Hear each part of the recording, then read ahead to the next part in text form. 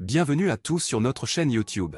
Aujourd'hui, nous allons plonger dans un sujet fascinant, le clan des Ibibo au Nigeria et les combats sans règles qui éclatent entre les jeunes. Pourquoi ces affrontements surviennent-ils et quelles sont leurs conséquences sur la communauté? Vous serez étonné de découvrir les raisons qui se cachent derrière ces affrontements et les enjeux qui en découlent. Restez avec nous jusqu'à la fin de la vidéo pour avoir toutes les réponses. Et n'oubliez pas de vous abonner à notre chaîne, de liker la vidéo et de laisser vos commentaires. C'est parti! Le clan des Ibibo au Nigeria, pourquoi des combats sans règles éclatent-ils entre les jeunes? Les jeunes du clan des Ibibo au Nigeria sont réputés pour leur participation à des combats sans règles, un phénomène qui soulève de nombreuses questions quant à ses origines et à sa signification. Ces affrontements violents, souvent organisés dans des espaces publics, attirent des foules de spectateurs avides de voir les jeunes combattants s'affronter sans retenue.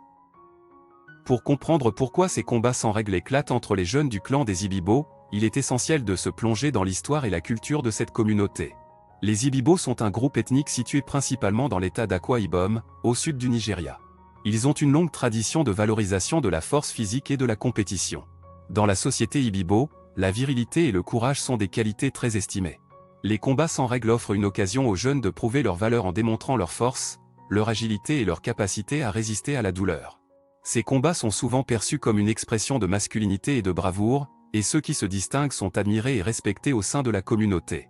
Cependant, il convient également de considérer les facteurs sociaux et économiques qui alimentent ces combats sans règles chez les jeunes Ibibo.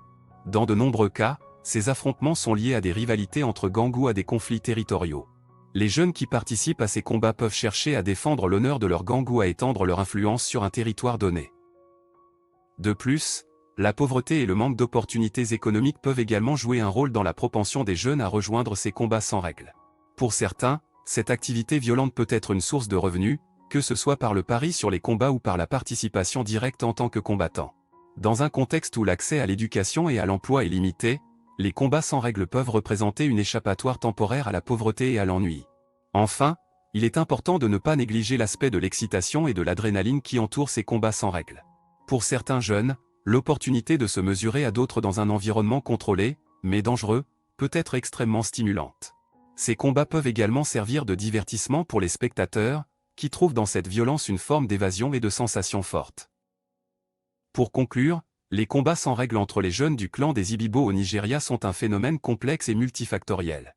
Ils représentent à la fois une expression de la culture et de la tradition Ibibo, ainsi qu'une conséquence des réalités sociales et économiques auxquelles sont confrontés les jeunes de cette communauté.